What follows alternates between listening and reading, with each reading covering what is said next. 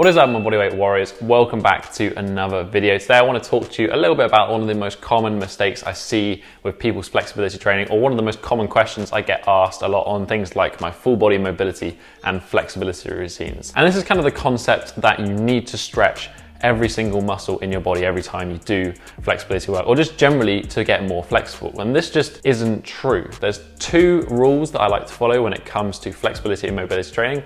The first is you want to stretch the muscles that are tight. And this is mainly to do with structural balance. And the second is you want to stretch based on your goals. When I'm talking about stretching what is tight, I'm talking about the relationship that muscles have over a joint.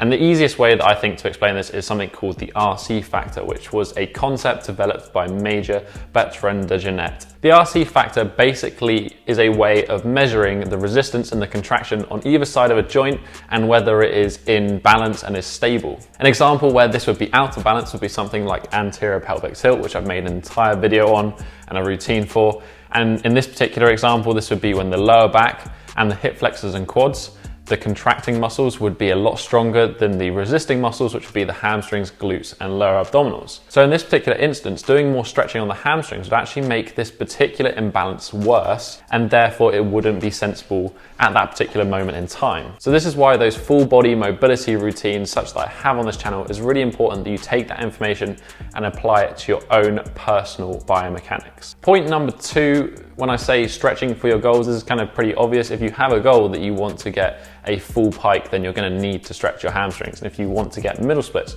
you're going to need to stretch out your adductors and you're going to need to strengthen your glutes. So this is just a very simple, what do you want to do? Make sure you're putting in the correct amount of work to do it. Even when we are focused on stretching for these goals, it's very important that we think about and consider point number one as well. For example, when I was getting into head to toe work and it was a very aggressive hamstring stretching, I did actually develop some sort of hip issues because I wasn't balancing out that excessive hamstring stretching with more hip flexor work to make sure my hips were in a little bit more of a balance. And this applies as well to things like the middle split, making sure that we get adequate external rotator stretches in there to balance out all the middle split work. But that's kind of it for this week's video, guys. Basically, all you want to do is make sure you're stretching the muscles that are tight. If you're not getting a stretch in a particular area, perhaps you don't need to stretch it. And then secondly, stretch for your goals. If you want to get a full pike, make sure you're stretching your hamstrings. If you want to get middle splits, make sure you are stretching your middle splits. If you have any questions about today's video, make sure you go down to the comment section down below, leave a comment, leave a question, join the conversation.